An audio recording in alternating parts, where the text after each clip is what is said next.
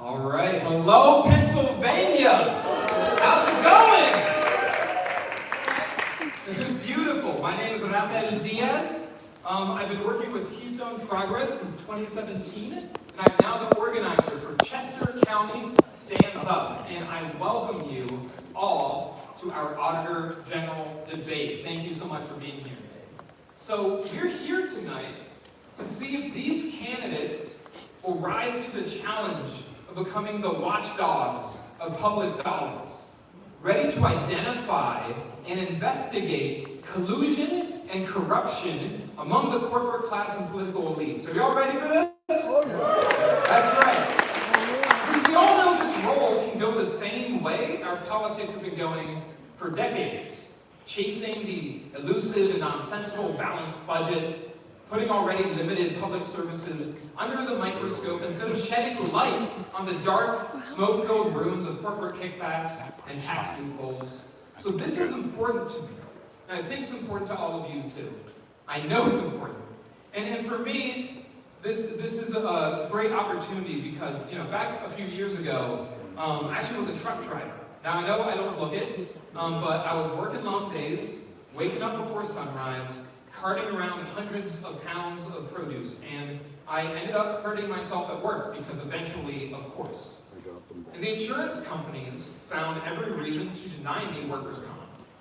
And I spent that winter on unemployment, but wasn't getting enough to actually pay my bills.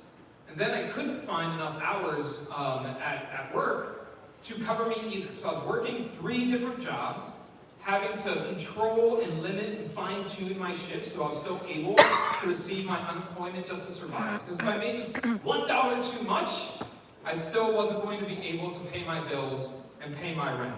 And I don't know about y'all, that ain't right.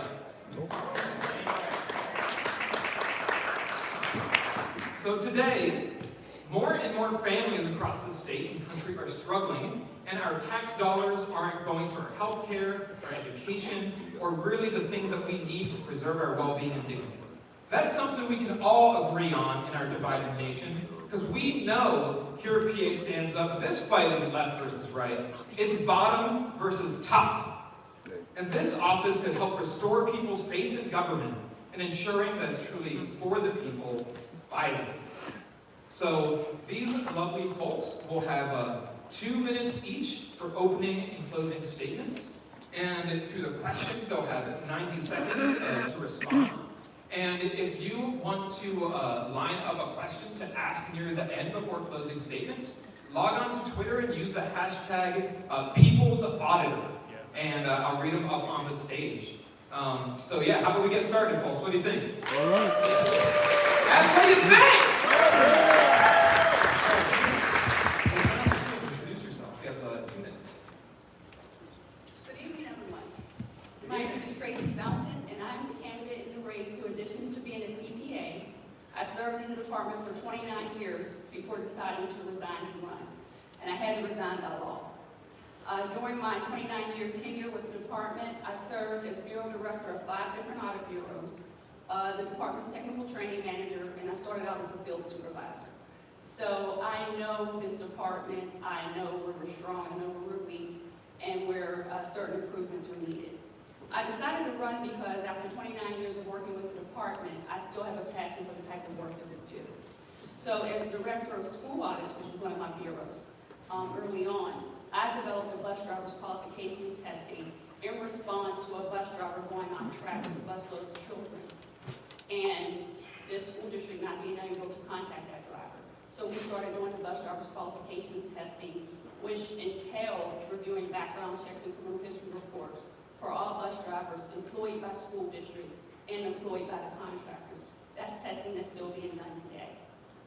As the director of the Bureau of School Audits, once again focusing on the safety of our children, I found that when we looked at children and youth services, the county children and youth services agencies, and their use of contractors, those contractors that provide services to at-risk children that remain in their home were not required to conduct background checks and criminal history reports, even though they have direct contact with children. So that looks like that's my time. I'll have more to say a little later. Thank you.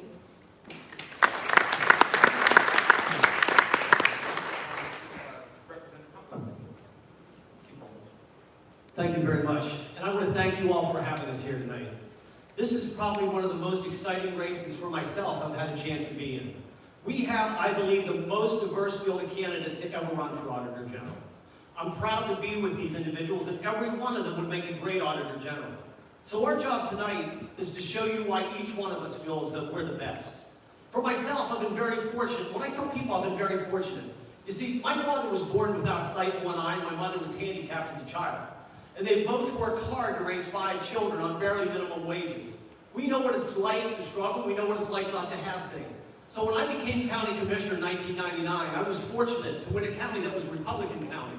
I was the top vote getter because we worked hard, and people like yourself gave me that opportunity. But that's not where we stopped. In 2001 in Center County, Penn State University, we had the first no discrimination policy within county government. You don't get discriminated because of who you love, or the gender, or where you come from, or your ethnicity. You get the job no matter what. When we had to build a new county facility, we were able to do it that we did not warehousing people, but rehabilitating people. That we have constant drug and alcohol and mental health and rehabilitation. We took the county to the best financial rating in history, and when I left in 2006, the pension fund was 100% funded. As a state representative with Eugene Day Pasquale and Josh Shapiro, we stopped the midnight voting. We were able to make the open record so you know what's happening today. I've been fortunate in my life. I've won a Republican county, I win a Republican district. In 2010, I won statewide. We have an opportunity to make a difference. We have an opportunity to undo the mistake of 2016 and make sure that we as a progressive body has our voice heard, but most of all, we're able to have a president that we can be proud of. I want to thank you for having me here tonight, and we can't wait for the questions.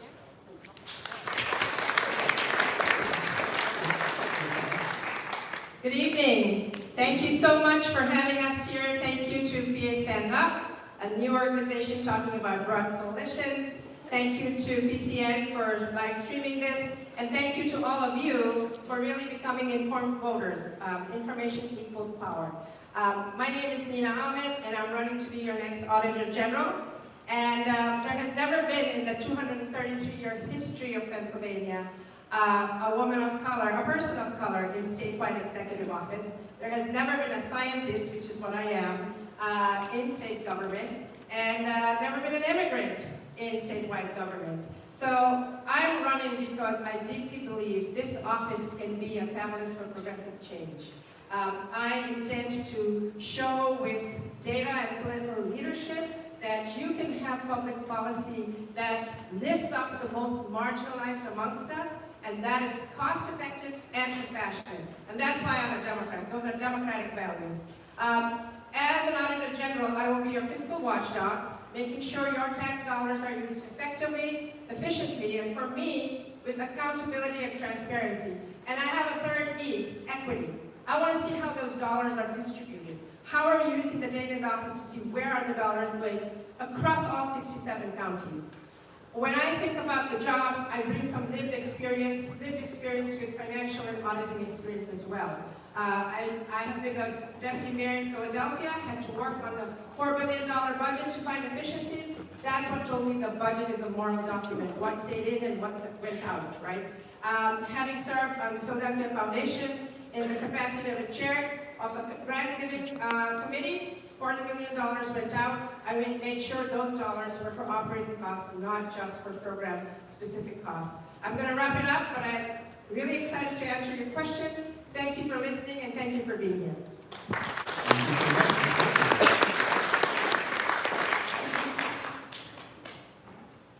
There we go.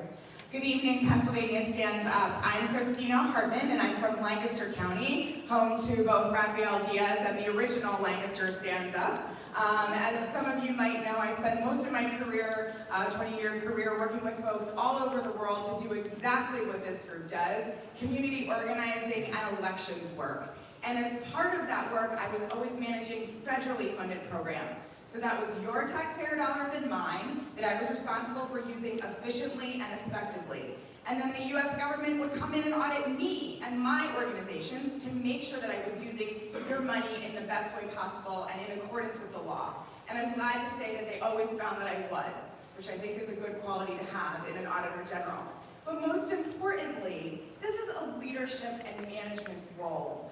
So our current Auditor General manages a $38 million budget with many offices around the state of Pennsylvania and a large staff. I used to manage a $44 million budget with many offices around the world and also a large staff. So it's very analogous to the professional experience that I have and have been doing, things I've been doing for 20 years. But you also know that this is a political position.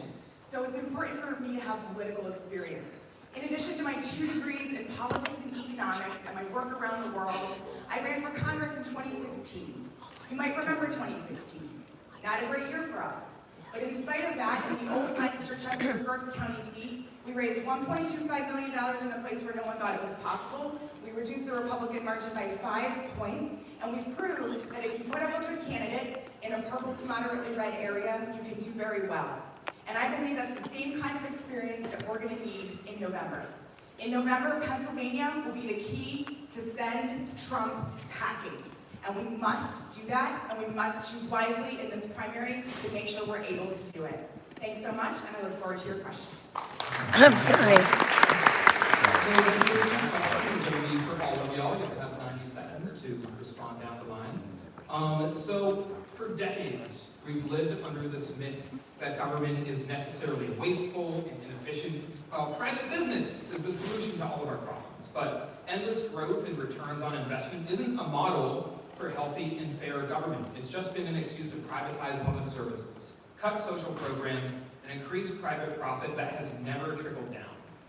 As Auditor General, how would you publicize and uplift your work to educate the public and change the narrative around public spending?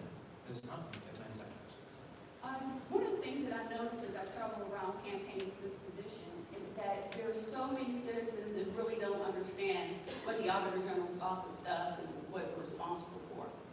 And one of the things that I would like to do is get back to the town hall meetings and really discuss issues with the citizens on a real-time basis and get input in terms of how we can do a better job in the Auditor General's office.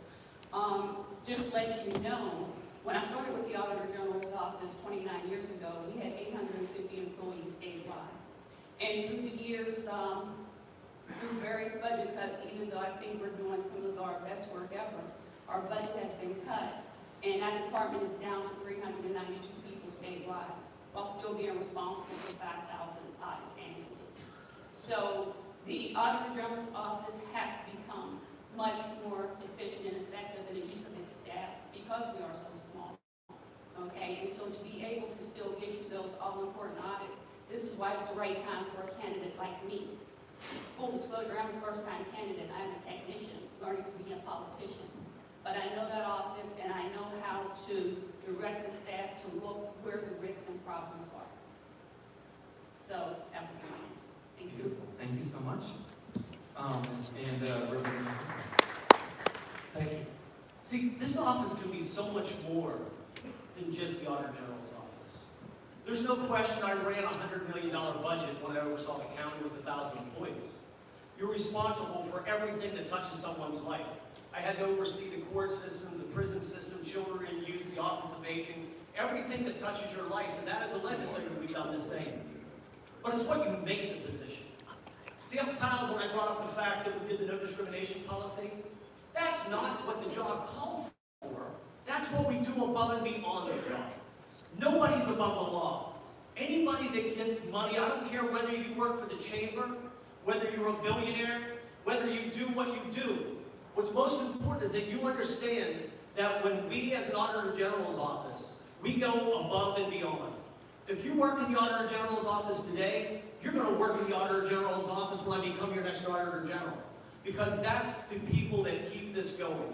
As someone who's been in government for 21 years, I will tell you, they keep downsizing and downsizing government. Whether it's the Auditor General's office or any place in between, and they ask employees to do more and more. It's time that we begin to look at those individuals that believe they're above the law. Those individuals who believe because they have wealth in their pocket, they able to give donations, they can do what they please. As your Auditor General, nobody, I mean nobody, will get a pass. We're going to make sure that every dollar spent is done to the best ability and go above and beyond. Thank you. Thank you. Ms. Hoffman, how would you publicize it and uplift your work to change the narrative around public spending? So I'll use a specific example. I'll talk about price of prescription drugs. that is impacting everybody in this room, all across 67 counties. And one of the things that I want to hone in on is this entity, which is a private entity sitting in the middle of a supply chain, which takes the resources that are set down by the pharmaceutical company to you, the patient, via the mom and pop dispensary that gives you the drug. There's something called the pharmacy benefits manager. It's a gray area sitting in the middle of the supply chain that was created 30 years ago for an efficiency, to make sure they could negotiate with the pharmaceutical companies to give benefits to the mom and pop pharmacy passed on to you. Well, that's not happened because there's no transparency. What's happened is that entity sitting there colluding with the pharmaceutical companies to decide what drugs get put on your formulary, and not showing us what efficiencies they're getting, what they're passing through to the customer. So we must have transparency there and accountability, and that devil in the detail is that it is a subcontractor to the state. In order for an auditor general to audit that, you need to audit a contractor. So we have to work with our legislators and our executive branch to change that and to be able to see exactly how much money they're keeping to themselves. Thank you so much. Ms. Hartman. So I think that our current Auditor General, Eugene Pasquale, has done a great job. But to the point of this question, I think it's really important that as we're auditing things, we're highlighting the positive. So our current Auditor General highlights a lot of the negative of audits. And I think one of the things that we could do, in addition to highlighting the negative where we need to really call out where folks are spending inappropriately, is to also highlight the positive, to show where government is really working in the best ways possible. And I'm sure that each of you know, many people in this room, I'm sure, live in a township, borough, or county. You all live in a county, but perhaps not an urban county. And I'd like to make sure that we're looking at things that are happening at that local level. Because as you know, folks are concerned about what's happening in their immediate area. Are there roads being plowed? Are there roads being fixed? And things like this. Are there school districts in good shape? And so how can we highlight these things in a positive way, but also at a very local level, and then look across the state to see where there's commonalities. As I've been to 45 of the 67 counties, I can tell you that many of the problems that exist in this state are shared by many counties and boroughs, whether you're in Armstrong County or Philadelphia County. And so bringing those things to light and demonstrating the good that government does is very important. Thank you so much. Round of applause for the candidates out there. So, as I said, I'm organizing in Chester County, and we are actually running a campaign to end cash bail. For folks who aren't familiar, it's a practice that essentially presumes guilt instead of innocence before trial on the basis of wealth. If you don't have the money to pay bail, you're held in jail before your trial to devastating consequences to you, your family, and the community. And we found out that Chester County keeps 40% of posted bail, even when the defendant is found innocent. And we have no clue where that money is going. Now, this is an economic justice issue, a racial justice issue, a gender justice issue, at so many different levels. So what is your plan to hold police, prisons, and the courts accountable to the money extracted from poor and working families across the state?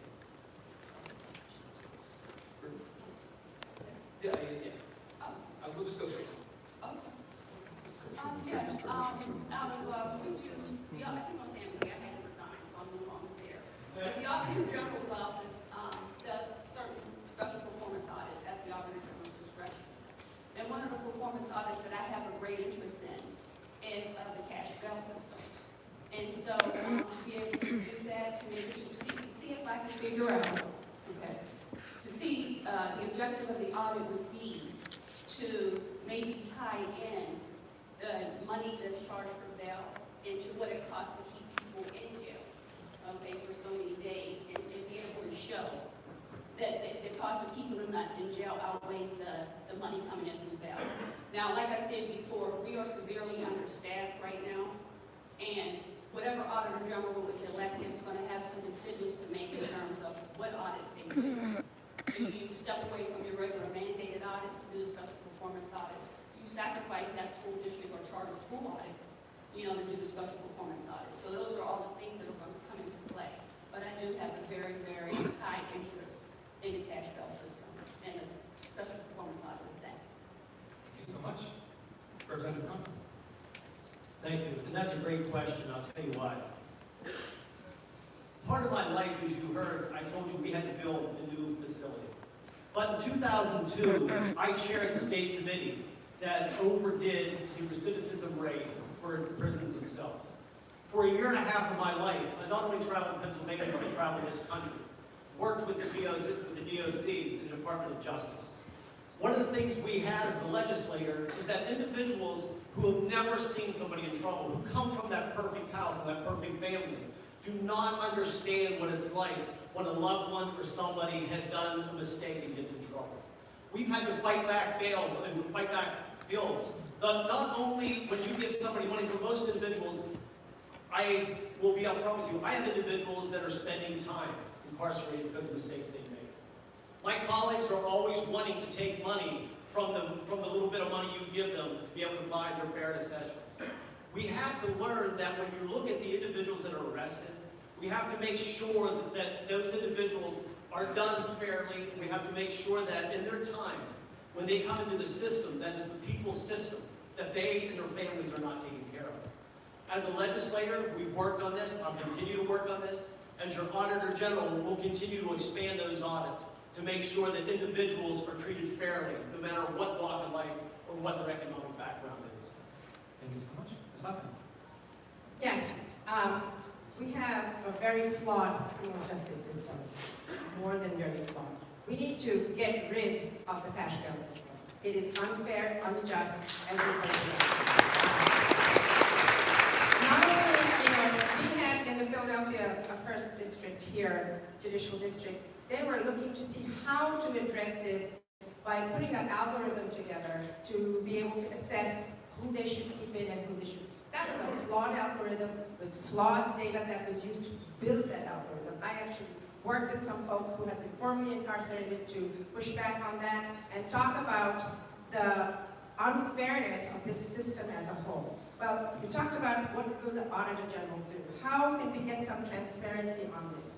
One of the things that is really important and critical is to make sure not only is it you're talking to legislators and the executive team, we're talking to people. We're talking to people to make sure they understand what the system looks like, and they need to push, and they need to have a broad coalition to make sure we can push back on it, push their legislators to say this is unfair and unjust. With the numbers we can see in our office, if we do a special audit, we will do a special performance audit to show where's the money coming in, where's it going, asking to see how the money is used, and make sure we advocate for the money to go back if someone is not found guilty. That's just fair, and that's just what we need to do. My time is up. I really am very passionate about the subject.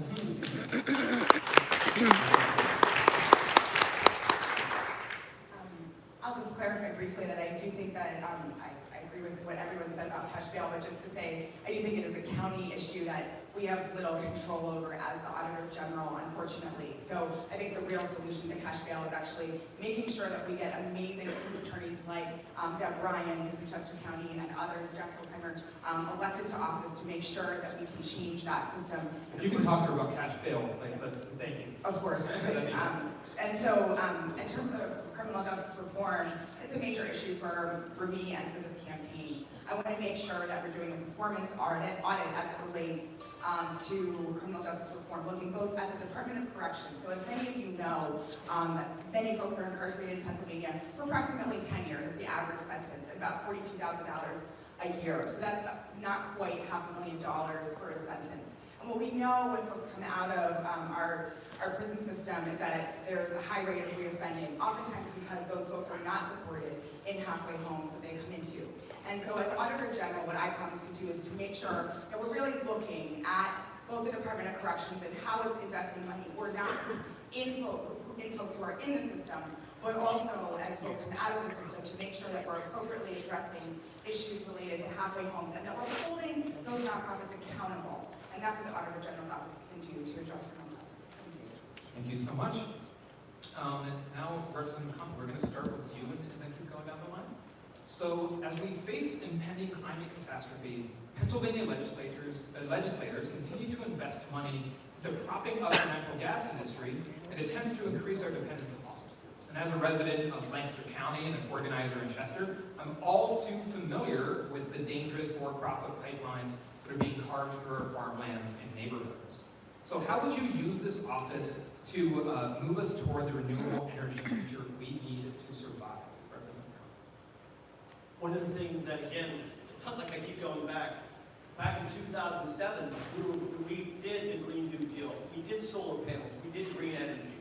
One of the things that we have problems with within the state of Pennsylvania is getting my colleagues to understand how important this is.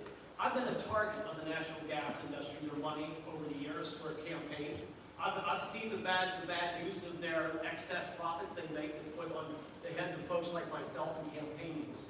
As an Auditor General, we're going to continue to look at those corporate welfares. Those corporate welfares that we give individuals who are already millionaires to make more money. As a legislature, we're going to continue the Green Deal. We're going to continue to make sure that solar and wind and other forms of energy that we can get away from the fossil fuels. But what's most important of all is that we stay engaged. We have to make sure that when we look at the departments that oversee our environmental damage, that we cannot continue to cut and cut and cut, but we have to make sure that those departments have the money which they need to go out and do their jobs. I grew up in an area that used to have clean streams, but now the streams are orange. I grew up in an area that used to have wealth because of the natural outdoors, but they've destroyed it over the years. As an Auditor General, it may not be the exact calling of the Auditor General, but it's something that's passionate and something that we can do together. Thank you.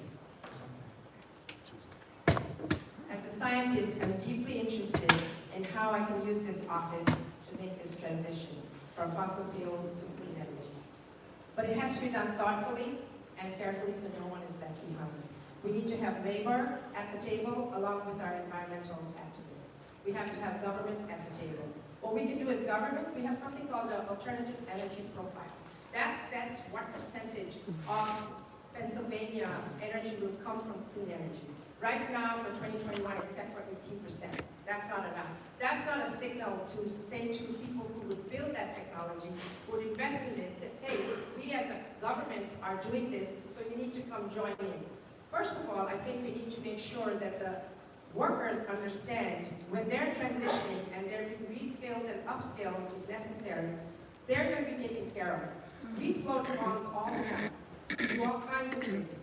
Government should be floating a bond, making sure we have resources to supplement when these workers who are coming from a high-wage job, who have mortgages, whose children to send to school, and all kinds of living standards that they've been having, make sure that they are not put on the sacrificial table there. So we need to make sure we as a government give the confidence to people that this transition can happen fairly and squarely. Thank you.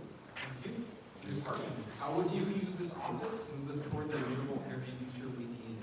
I think that Eugene DePasquale just completed, his office just completed a cost-benefit analysis, a performance audit on what our failure to attend to climate issues, climate change, fracking, and all the things that are happening in our state, what is it costing us? And his office found that we have $281 million, if I'm not mistaken, that we are losing because we are not addressing this crisis.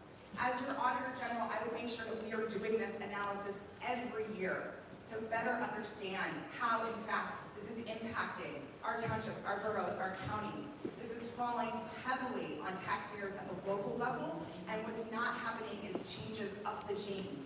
We are not pressuring legislators enough to make the changes that we want to see. Yes, we need to balance the issues that Ian was talking about. We also need to make sure that we are actually starting to see the changes that we need to see so that we're not wasting taxpayer dollars and that we're fixing the issues that relate to our climate so that we can continue to live in a place where we can breathe the air and drink the water. Thank you so much. Ms. Naumann? I would say that I think the first thing would be this would be an extremely good topic for a town hall meeting to really engage citizens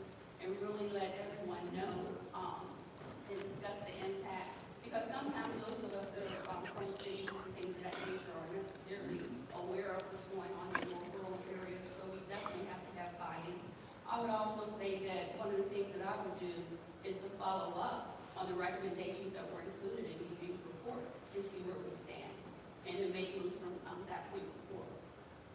Awesome. Thank you. So now we have some individual questions, which are, I'm going to be honest, they're here to raise tension. Tension is a good thing. We think that leads to growth. We think that leads to the honesty that we need as a state. So Ms. Hoffman, this one is going to be just for you, and you'll have 90 seconds to respond. So during the run for lieutenant governor, Philly Power Research wrote about how you and your husband are co-founders of J&A Capital Inc., which sources debt and equity for real estate projects in Philly, whose work has been named to be a driver of gentrification throughout the city. And they claimed that you would directly profit from the development boom that is displacing poor and working families in Philadelphia. So is this a conflict of interest when it comes to your potential roles out of the Thank you for that question. I'm glad I have this opportunity to clarify this. So J&A Capital, as you mentioned, is really about community building. Right? So our most recent project, there are different entities that are involved in the project, but the most recent project is working with Chinatown CDC, Philadelphia Chinatown Development Corporation, to take a piece of land that was given to them in exchange for cutting through Chinatown with 76. And they had nobody to really trust to see how they could build on that piece of property. And they were equal partners in this partnership. Usually when developers come in, they become just the nonprofit, if there's ever a partnership, gets nothing out of it, they're just a pass-through. In this case, these are folks who now have a recreation center that the city never gave to the Asian community. They have a place to have a school, a preschool, which is attended by all low-income children, attended in a beautiful circumstance, not just shoved away in a corner. We have seniors coming to that center.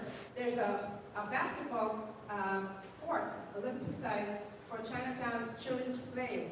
The person who runs the CDC now used to play on the back in the corner in the basement of a church when he was a little boy. So he's seen this transition. And so you can use dollars of development for good, or you can use it for bad. And I think we have plenty of examples of how we have used it to really build Philadelphia and uplift communities. Thank you. Now, Ms. Hartman, this one is for you. So you tout your time working with Freedom House as a key part of your resume. But overall, like at large, this is an organization that has faced criticism for many for subverting the will of voters in sovereign nations for the sake of corporate and political interests, and often siding with states that had far-right governments and less than legitimate elections, seemingly, for those same interests. So how can voters be assured that you would put their interests first and defend us in the face of opposing economic and political interests? Thanks, Raphael. So Freedom House is an organization that was founded by Eleanor Roosevelt in 1941. And its purpose was to help the United States actually get engaged in World War II because Eleanor Roosevelt and the founders of the institution felt that this was a human rights violation. And of course it was. Freedom House has been criticized, although I think not by most credible people. I think those sources are not particularly apt.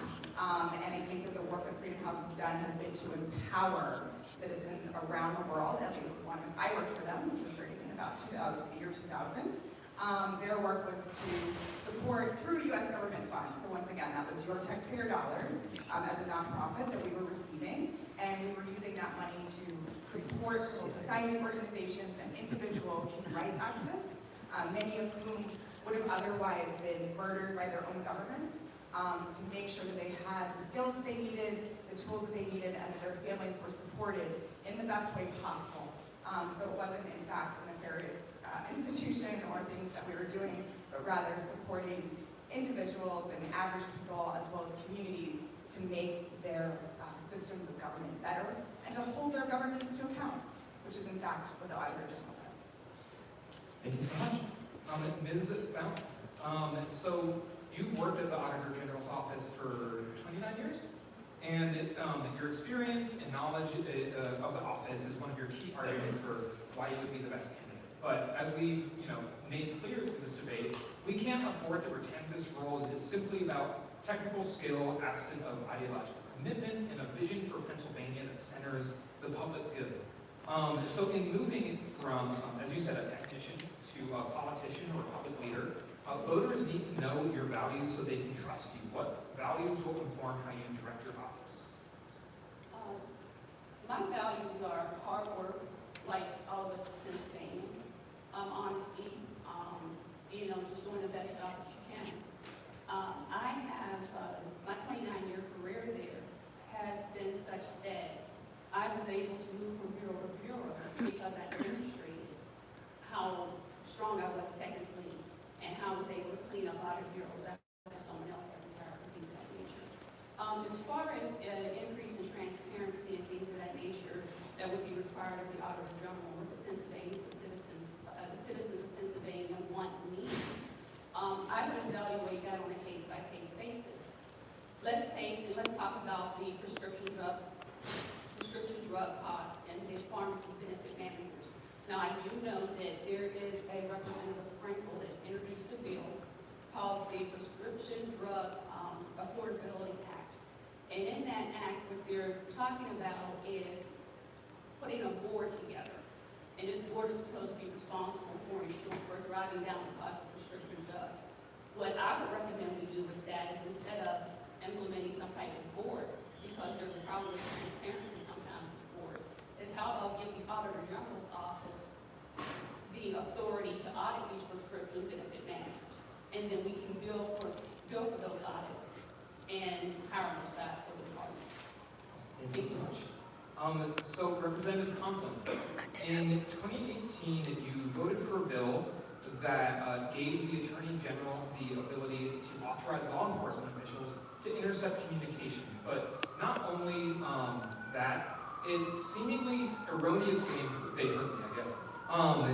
It erroneously included provisions around prohibiting the purchase or exchange of SNAP benefits. Now, while misuse of social services and programs happens, the amount of money lost from, say, a poor person trading a SNAP card for money to pay for rent is minuscule compared to big money corporate corruption that runs rampant throughout our system. And what's more, welfare fraud is used as a racialized right-wing talking point to justify cutting the social spending that we need through demonizing families who rely on these services to survive. Why did you vote for this bill? There's a saying when you're a legislator for 21 years that everyone loves sausage, but no one wants to see it being made. Now, one of the things with that bill was, it was actually a communications bill because, as you know, within the state, I'm the gaming oversight chairman. And we had to look at ways to be able to bring the online gaming into Pennsylvania for or against it. It's really funny because I don't gamble, never have, but I oversee the At the end of the day, the SNAP benefit is not part of it when you get down to the nitty-gritty. And when you look at my record, I'm the one that stood up when they tried to do drug testing for individuals on assistance. I fought against it to stop it. I'm the one that voted to increase SNAP benefits in Pennsylvania. When you look at my record over 7 terms within the legislative body, you'll find every time that we sat down, we had to come to the table and fight to make sure that those least among us get more. You're going to find my name either as a sponsor, co-sponsor, or on that bill. So sometimes when you look at a bill, it's not where it's at today when you look at how it was read, but you have to look at where it ended up at a week later or 2 weeks later. If you're going to get things done, you have to be willing to do things sometimes that may not seem right at the time. But at the end of the day, those things are the things that make us get to the point at the end. That bill, thank you for bringing up, was simply a bill to be able to bring in line those individuals from the online gaming because of that act. But if you do check at the end of the day when the bill is passed, the real benefits come. Thank you very much. So, round of applause for this question. That was a tough Value, bravery, and boldness. And so we are going to do one last go-around question before going to the Twitter. So we're going to start with you, Ms. Hartman. So as housing costs skyrocket and wages remain stagnant, we face a housing crisis across the country, and Pennsylvania is no exception. And we at Pennsylvania Stands Up believe that housing is a human right. So how will you use your role to bring transparency to big developers, to revitalization projects, and make sure housing is seen as a human right for all Pennsylvanians? Thanks for that question, Raphael. You know, this is one of the more difficult ones for the Auditor General's office to look at. So while I agree that housing is a human right and we need to be tackling this, I think we can look at it from a couple of different angles. We can look at those developers, particularly those who are getting tax breaks, and look at the audits and do performance audits around that to see if it's actually delivering. I know that there's many of these public-private partnerships that are created as 501c3s that we can also take a look at and audit those organizations to make sure that they're using the money in the way that was intended. And of course, looking for ways to make sure that folks aren't discriminating in housing and that the current laws that exist are being adhered to, but also actually pushing those laws and pushing legislators to the next level. For example, making sure that folks can't be discriminated against because they're part of the LGBTQ community, which, as you know, in Pennsylvania can still happen in housing here. So I think those are probably the ways that I would look at it and try to work also with through the relationships that I have with elected officials to try to push for greater and better legislation and also more budgeting for this particular issue. Thank you. Ms. Fountain. Honestly, that's an issue that I would really have to research. I do know that the Auditor General's office has the authority to audit any entity or persons receiving state funding. Upon researching it and finding out what the true authority would be, then I would make decisions from that period. But what I would do if we didn't have the authority to do that is find out who does. And I think it would also be a great topic for town hall meetings and things of that nature, just to define the impact statewide. And we certainly have some housing organizers who would love to talk to you or anyone else on this issue.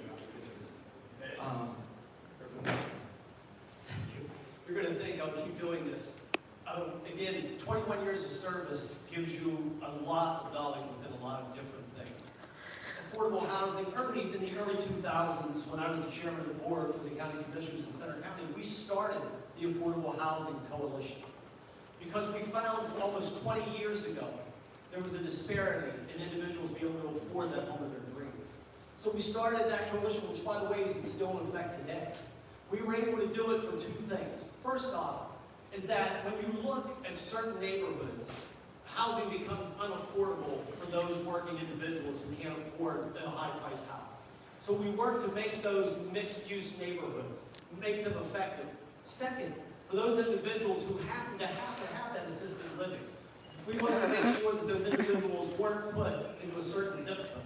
We wanted to make sure that individuals got to go to the same schools, the same stores, the same grocery store, and have the same sidewalks as those individuals are making 100 times what they do. So it's something as Auditor General I'm very aware of, something I've worked on for 20 years, and something I'll be proud to continue that as an advocate. Thank you so much. Ms. Hoffman. Big issue, impacts everyone. And I think one of the two ways I can think of that the Auditor General right off the bat can be helpful in this situation. One is to look at the data, right? Look at the audits we do around the money that comes from the federal government. There are a couple of programs that come through the federal government and comes to the state to be dispersed. One of the big problems is they go to nonprofits who then do the housing affordability work.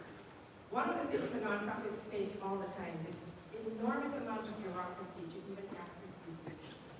So that's a performance audit that we can do to make the money go much faster to where it's supposed to go. Second thing is that, and Christina alluded to that, was about the tax rebates and all these things that are given to folks who come into communities that have been built over generations by people and they get displaced. So every time I believe there's a rebate given, there should be something from that rebate should be segregated out for community members who've been there, and they need to be getting a piece of the pie. And we have to figure out what that structure looks like.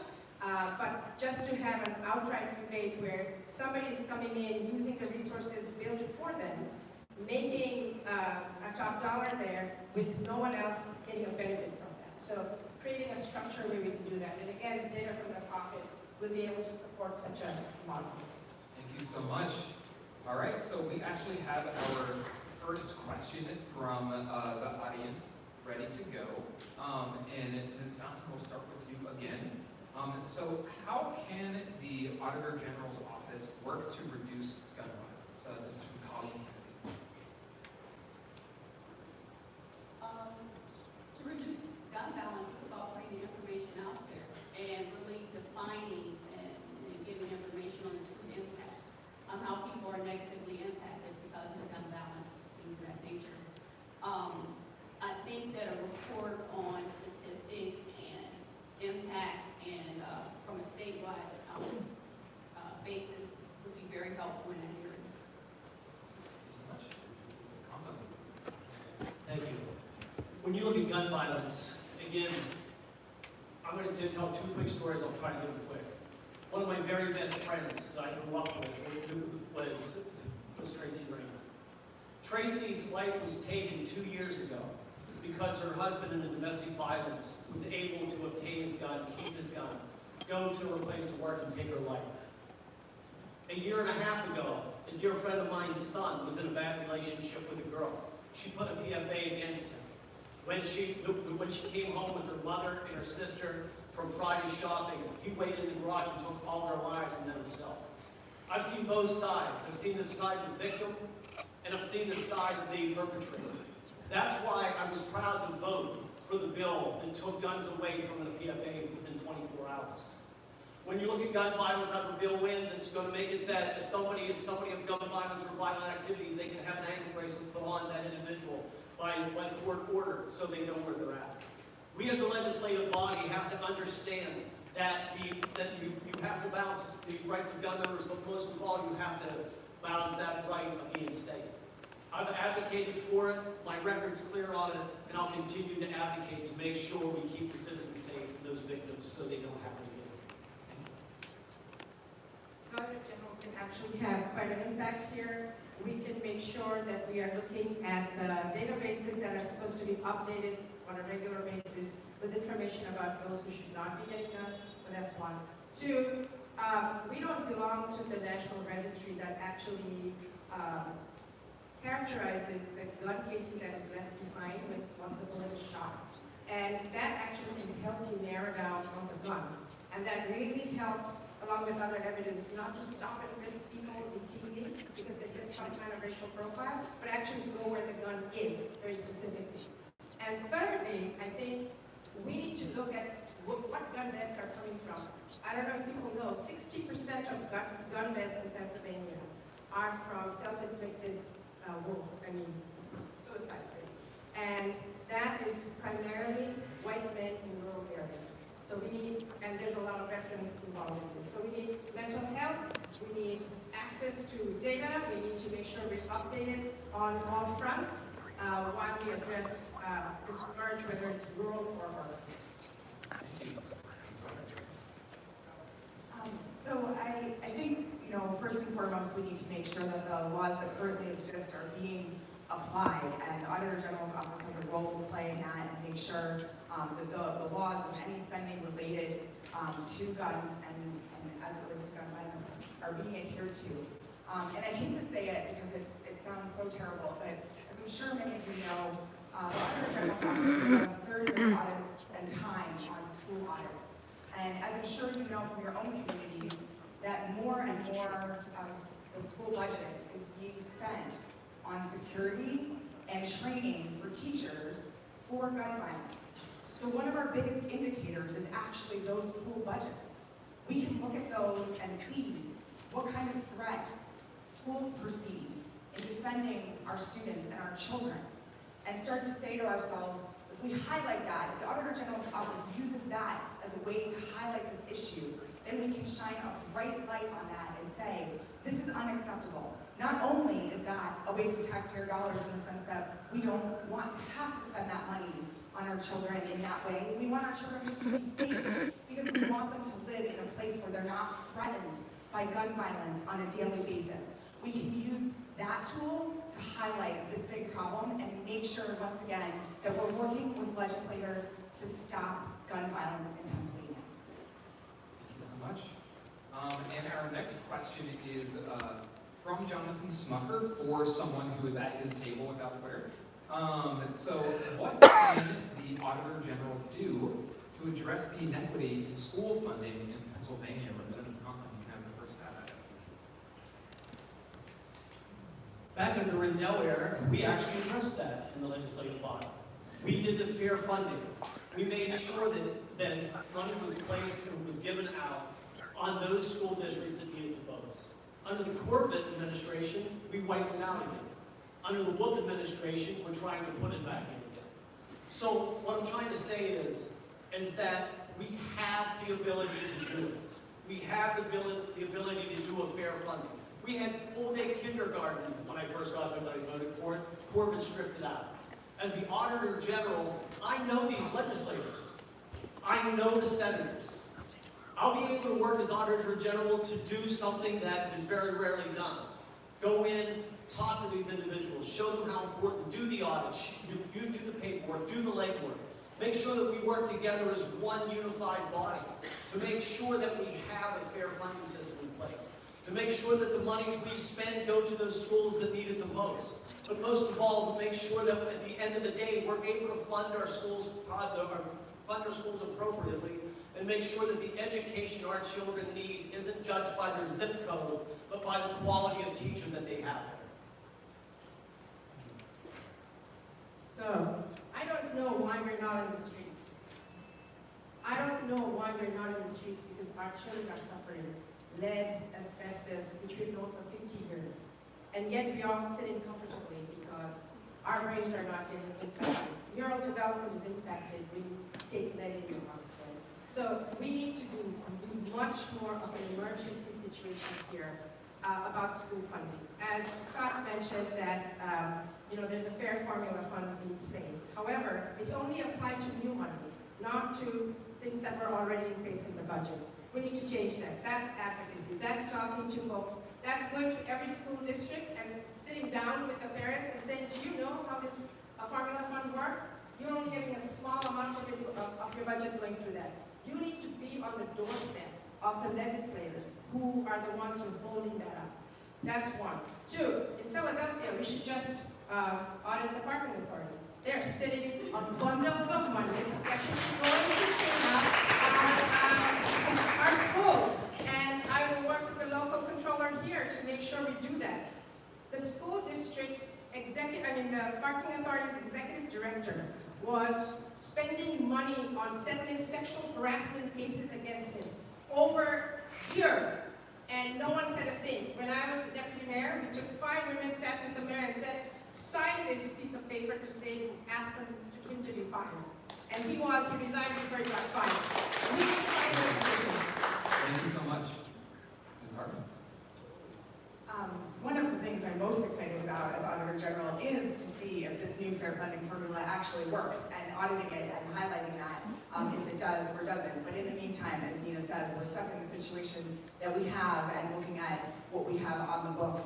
I think one of the other things apart from the parking authority that we can look at is the state is actually required to provide a third of school districts across the state, a third of the funding for school districts across the state of Pennsylvania, and often that is not the case. In fact, it is not the case.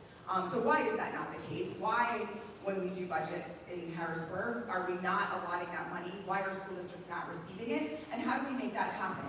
Again, I'll sound like a broken record, but just to say it is our job to highlight these issues. It is our job, it's my job, to make sure that I have the relationships with people in the legislature, in government, the governor's office, and across the state of Pennsylvania, in all 67 counties, to make sure that we're highlighting these things at every level, at the county level, at the township level, in the media, so that we are highlighting these problems and we are holding people accountable and shining a bright light on this because, again, our children are our future. They are who we have for our tomorrow, and they deserve better than this, and we'll make sure that we do it. Awesome. Thank you so much. So, another question from the crowd, Joyce Sanders from York Stands Up. In York and Franklin County, TransSource attempted to push a new power line project that would have cost taxpayers over $300 million while unused towers sat empty. How will the People's Auditor make sure that energy corporations are audited in their use of taxpayer money? Yes, I mean, we need to make sure we are doing all the due diligence work we have to do in all sectors, including the energy sector. We know they get a pass. We know they get a pass, and people look the other way. I will be the Auditor General who will make sure we're fair and equitable across the board, whether it's energy, whether it's schools, doesn't matter what it is. But energy specifically is such a big industry, and I think if we are able to hold them accountable and make sure the people of Pennsylvania see what they are getting and what we are getting, okay? What is the cost-benefit analysis? We need to use that data to go to the people, just like Tracy said, have the town hall and actually lay it out and say, do you know what your taxpayers are doing? Do you know that the clarity that we need around the use of these dollars and allowing these people to come in here and do these things in your name and then go to waste? The efficiencies that we need to create. So we have to be very, very much the watchdog, making sure every dollar is spent effectively and efficiently with accountability and transparency. But we must make sure that people are benefiting from it, whatever we're doing. So lots more to say about pipelines and things of that nature, but we'll get to it in the audience later. Thank you.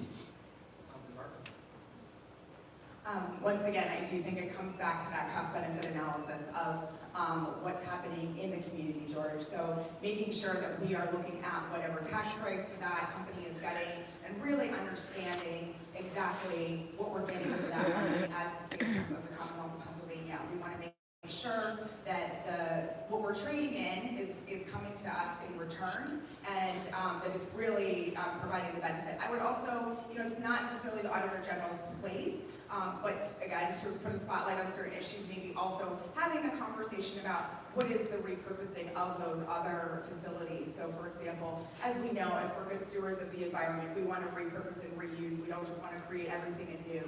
And so it's really important for us to ask those questions as we're going through this process. I think one of the things that we haven't necessarily had a chance to highlight this evening yet is how the Commonwealth, as it outsources things, how we hold those companies and contractors accountable. So are we asking those good questions? Are we, as part of that deliberation process, if we're hiring this particular company to do a service for the Commonwealth, are we actually asking, did you look at reusing these other sites before starting to build a new one? At least asking the questions, and if they come back with an answer that makes sense, then we say okay. But I think a lot of times we're not even asking the questions and holding folks accountable. So that's something that I want to change. Thank you.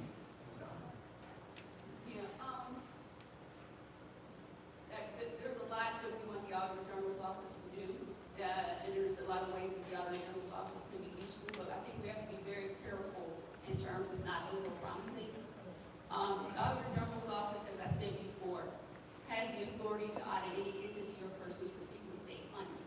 The other thing about the Auditor General's office is the Auditor General's office is a recommending office. We can make recommendations, but right now the office has no powers of enforcement. So what we really need are the citizens, when we put these reports out, these findings and things of that nature, you are our power. We need you to go to your legislators, to your congressmen and things of that nature to ask for and demand that change, okay? Because we don't put the information out there. We've done some very, very good reports. But I just want everybody to be full aware of the authority that the office has, and more importantly, what it doesn't. And also, if you want to ask your legislators to give us more power, please do that, because we can use it. Thank you.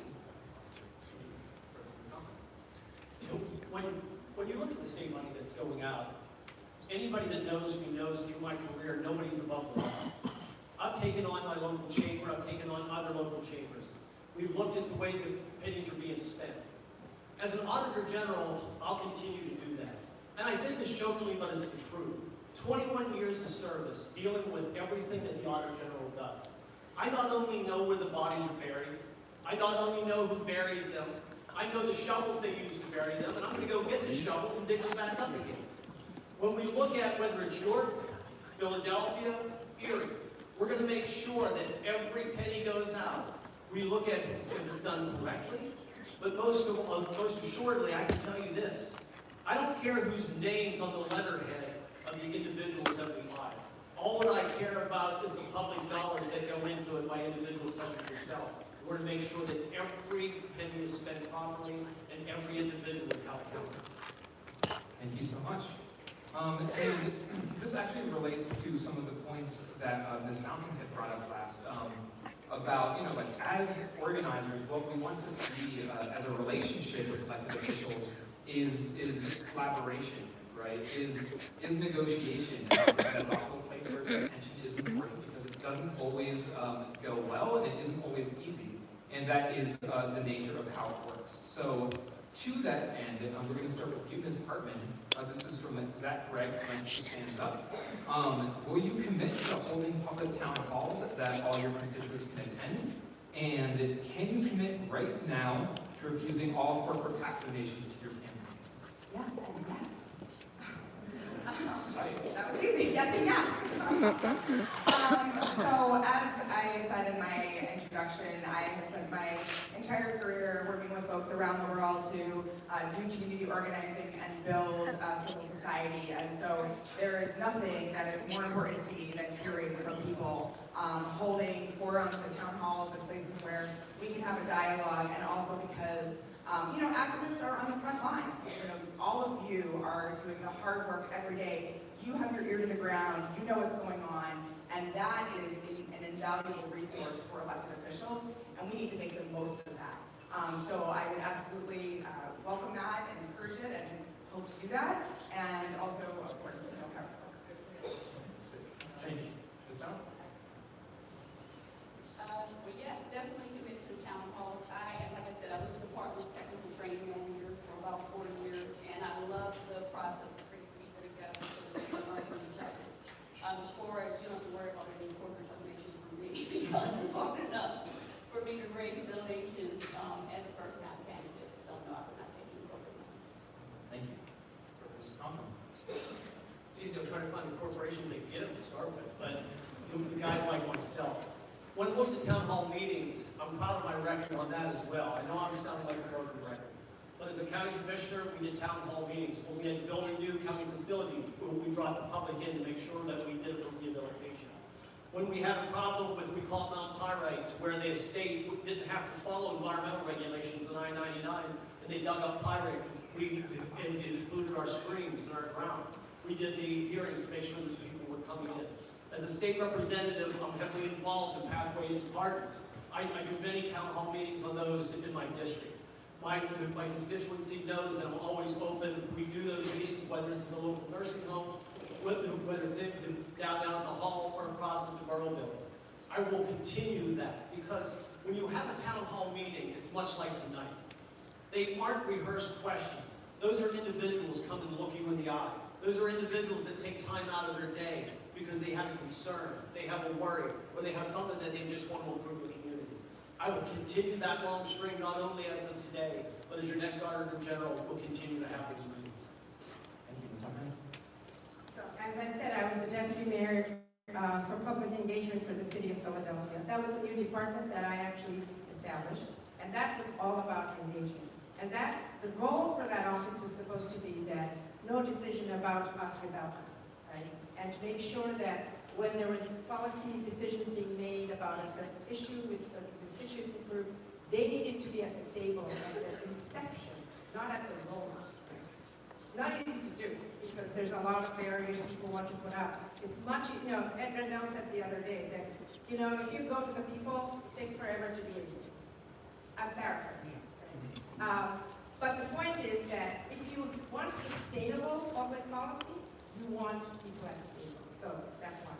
2 is, in this race, I am the one with the broadest coalition to get me to the finish line. So I have organized labor, I have progressive groups, I have women, I have immigrant groups, I have students.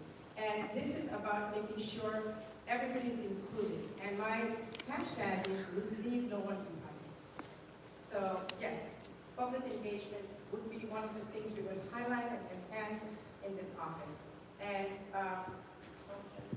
We refuse corporate taxation. Yes, I don't think it would be listen, this office is so hard to fundraise for.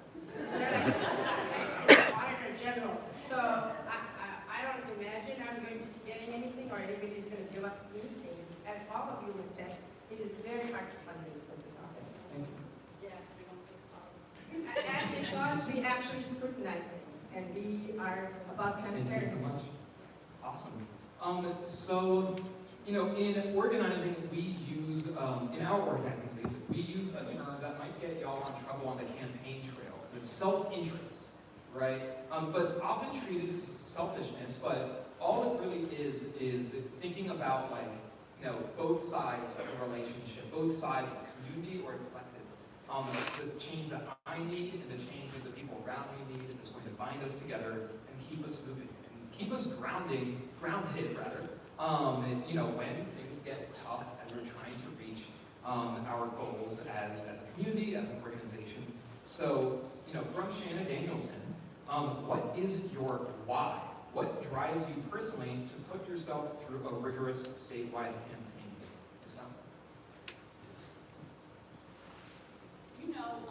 There's never been a person of color in the statewide rural office in Pennsylvania. I've been here for, like I said, 29 and a half years, or I was here 29 and a half years. I'm a CPA, I'm a graduate of Drexel University, Guild Director of 5 different audit bureaus, got 4 different auditor generals. And so it was what I thought was an open seat, and I said, you know what, I'll take my shot. Didn't realize we were running against 5 or 6 other seasoned politicians, but nonetheless, it's been a great experience. Pennsylvania has never seen a candidate like me before, an employee, a former employee running for a statewide office. But like I said, I have a passion for the work. I've been there, I know the people, I know the staff, and I think that I can bring a different perspective, to the office. And so that's why I decided to run. Thank you so much. All right, thank you. What is your why? What motivates me for this office, what's motivated me my whole life. People like me don't get these type of chances. See, I told you, my father was born without sight in one eye, and my mother was handicapped as a child with one arm. They worked hard. My mother scrubbed floors at the local hospital. My father had a bread route until he got his break as a carpenter. When I was in high school, my father lost everything he had through the recession. I know what it's like to be on the streets. I know what it's like to go without something to eat. And I wanted to make sure that my family never knew that. But most of all, when I work in my office, when you come to see me, you don't come to see me because you're having a great day. You come to see me, the people that come to see me have nowhere else to turn. They don't have medical insurance. They don't have food. They don't have the place to live. People who I work for aren't corporations, they aren't rich. You look at my campaign donations. I make enemies out of the wealthy because I'm not willing to back down from anybody just because they have money. As an Auditor General, I work for you. You don't come out tonight because you don't care. You're here tonight because you care. You're passionate about what you do. See, we have an opportunity.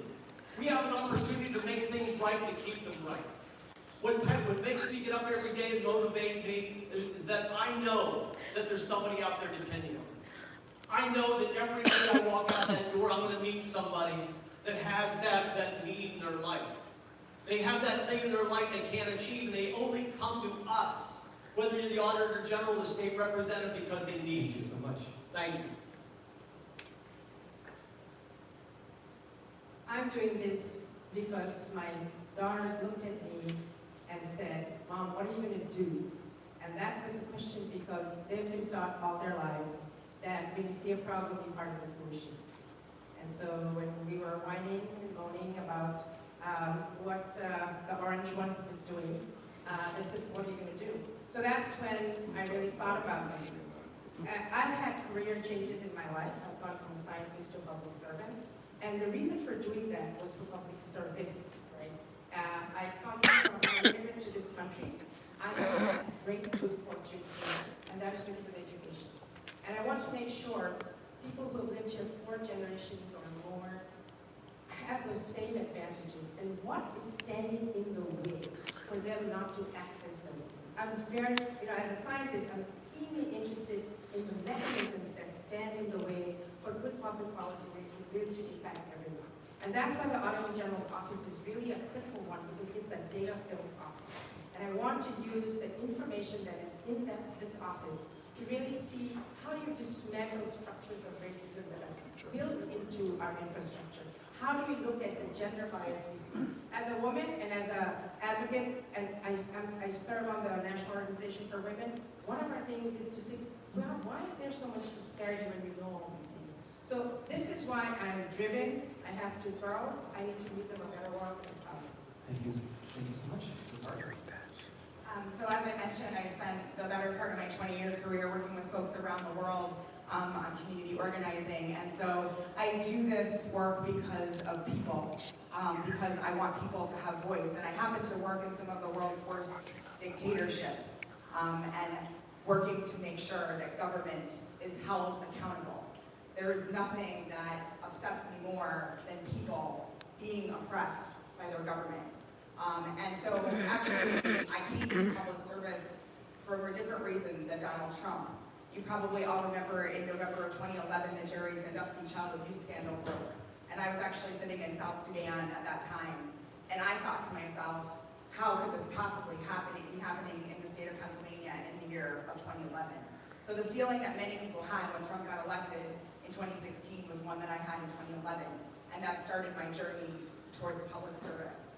As I mentioned, I ran for Congress in 2016 to try to make things better because as someone who was working on the outside as an advocate, I could see the changes weren't happening. This Auditor General position is one that will allow me to use my skills in public service, but also to do what I've been doing for my whole career, which is hold government accountable on behalf of the people. Thank you. Thank you so much. So we are going to have one last question from the crowd before they do statements. And that question, Representative Compton, we're going to start with you, is what do you see as the institution or entity most in need of audit in Pennsylvania? What is the group that you're going to, like, day one in office, be like, we need to start checking this out? That becomes quite simple. Again, I'm going to reiterate, if you work for the Auditor General's office today, you will work for the Auditor General's office if I become the Auditor General. Because of my years in public service, you've got to look at groups that use our public dollars without any type of oversight. Some of those groups are some of the grant monies that go out to large corporations to build projects. When you look at some, and many times clear up to them recently, we would give property for free. We would give that property for free to a chamber who would then turn around and get millions of dollars in infrastructure and sell it to a chamber member on the board for $250,000. How do I know? Because I asked for an audit of that agency. When we look at the way our corporate dollars are spent, we have to make sure that each one is done correctly and in line. One of the things we talk about, and other candidates talk about, is the cross-training to make sure that those individuals are able to move from place to place. But the other part of the Auditor General's office is to be a helping hand, because you have to remember, we also do volunteer fire companies. We also do nonprofits that can barely make ends meet. But the other part of those nonprofits that aren't doing it for the people, they're doing it for profit, not for the nonprofit. We have to make sure that they're spent. We have to make sure that those school dollars that go to those charter schools, those cyber schools, that we're going to start looking into those as the Auditor General Eugene did it. We're going to look deeper to make sure that your school dollars that go to individual entities that are just using that money with an 80% or 100% rate of not passing students will no longer happen. Thank you so much.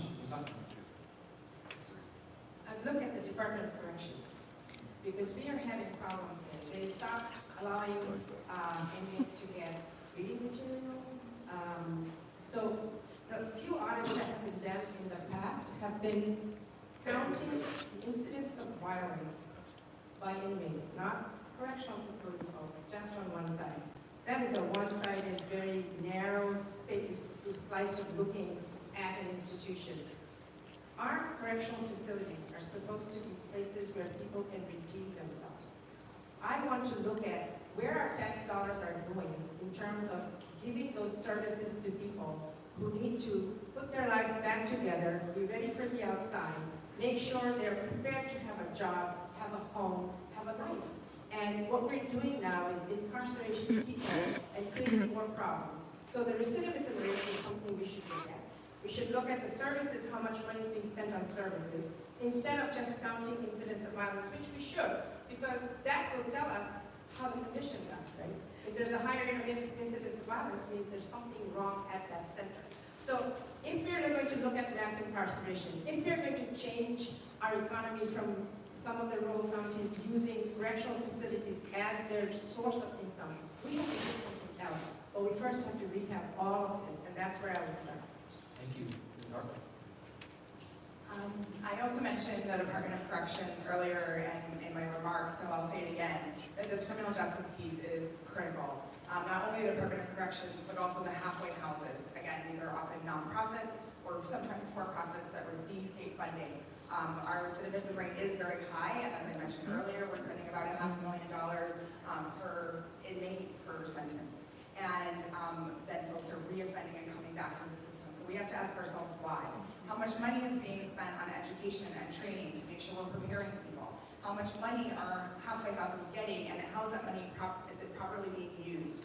I know from when I went for Congress in 2016 that specifically a halfway house was not up to code. It was not doing what it was supposed to do for the folks that were trying to re-enter our society and weren't providing the tools that they needed to, again, to re-enter, to be a part of society, as well as to make sure that they're not getting back into the system. We want to address those issues.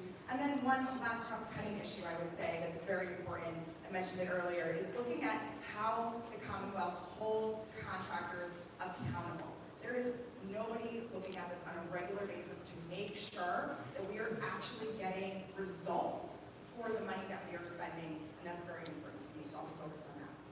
Thank you so much, Ms. Dalton. I would say day one, a report for me would be on education and comparison, not only costs, but outcomes between our school districts and our charter schools, the special education costs that seems like we're bringing it back to school districts when it comes to educating the children they put in the charter schools. So I would say that we talk a lot about the numbers and the costs and things of that nature, but I would like to put outcomes in there as well. That would be my first choice. Okay, thank you so much.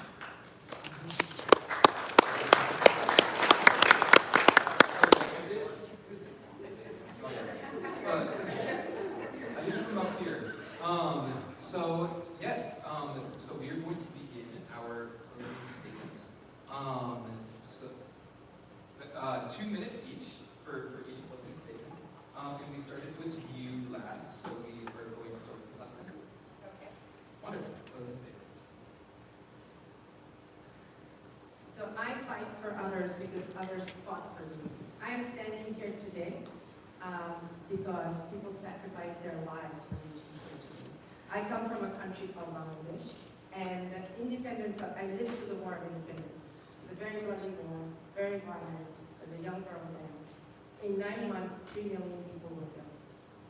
200,000 women were brutalized as a tool of war. That's still happening.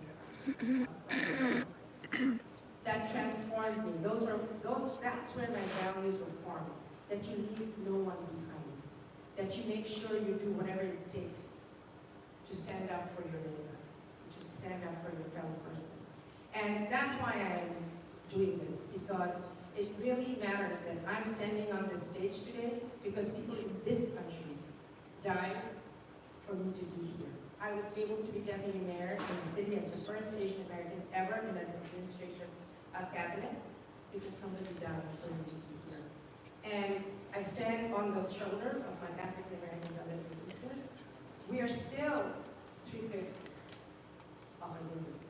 That's ingrained in our system. We have to respond to that. And we can only respond to that when we have these lived experiences of saying, how do we dismantle this?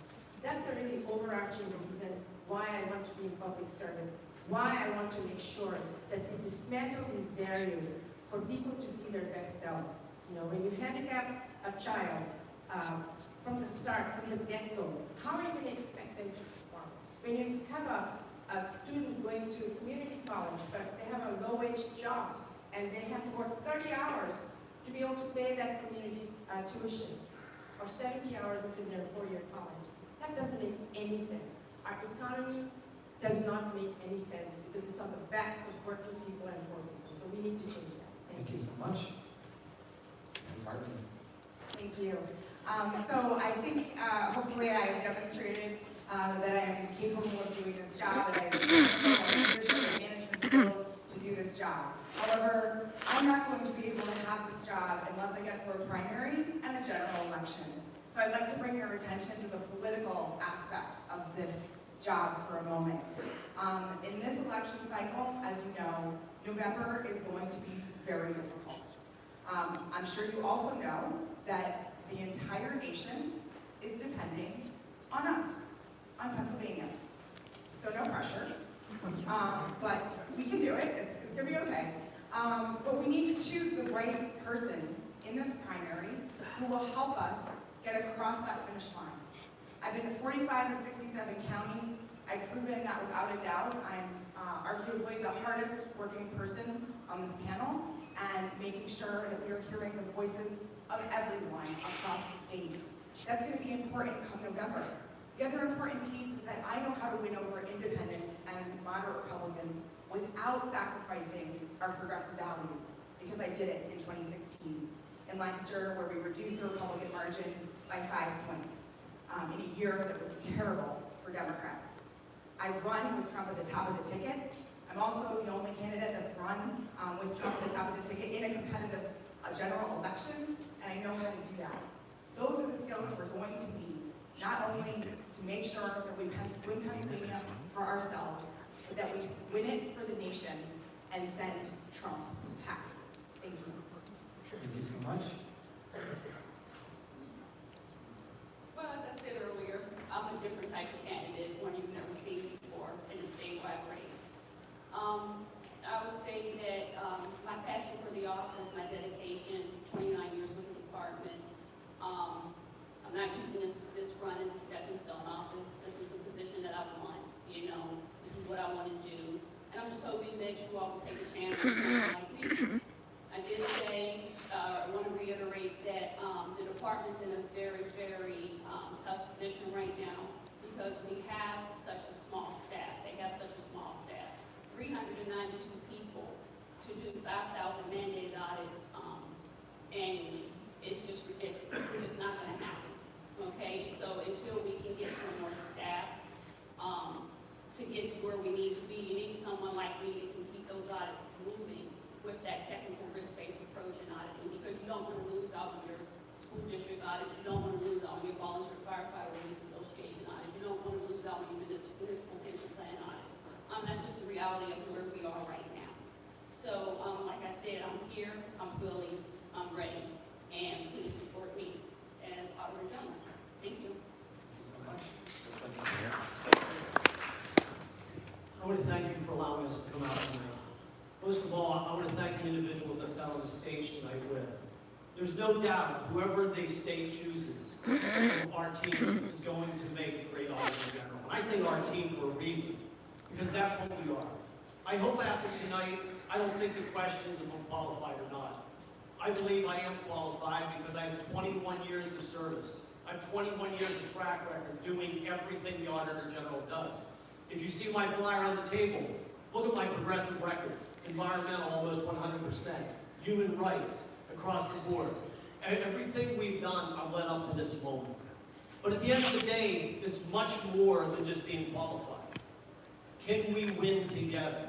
When I say win, I'm not just talking about the Auditor General's race. I'm talking about winning this state, making sure that our progressive values go forward. I've been able to have the ability to go to 67 counties and meet people in 67 counties. I not only come from the T at Penn State University, but when I became a county commissioner, I won a Republican county and I was the top vote getter.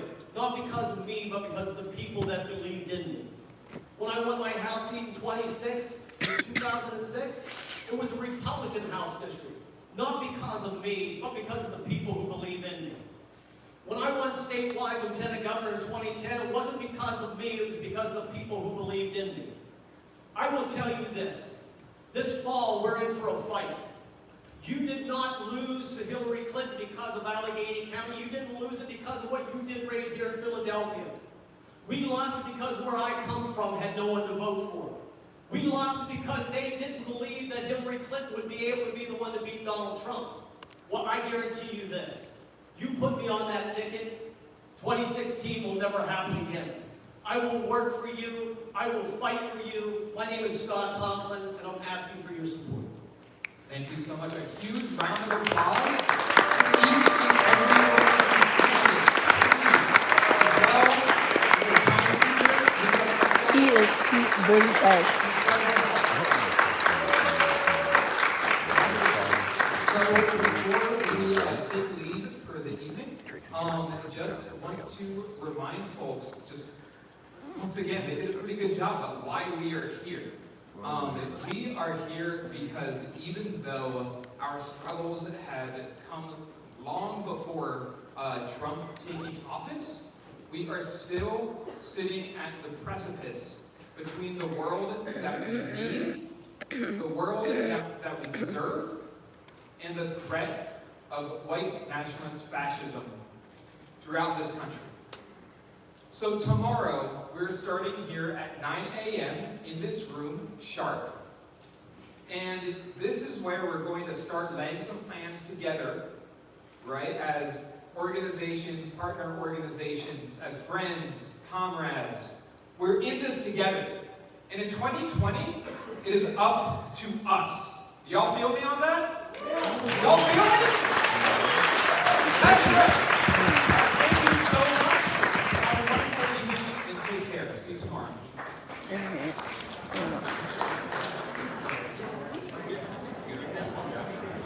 See Aaron. No, I got a phone call in the middle, so I had to sneak out and then I walk all the way back. Hey guys, Savage Joy, thanks so much for tuning in. So those who were tuning in late, that was the Auditor General for PA, that was the debate. So I am in Philly right now for the Pennsylvania Progressive Summit. I will be here tomorrow as well. I'm going to go live at 10:30 a.m. Eastern tomorrow to film a panel on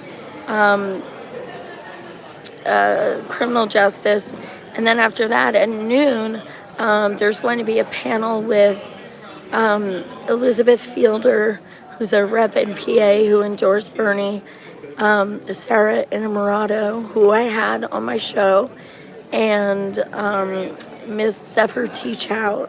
And again, that's going to be at noon, but I'm going to start filming at 10:30 for the other panel.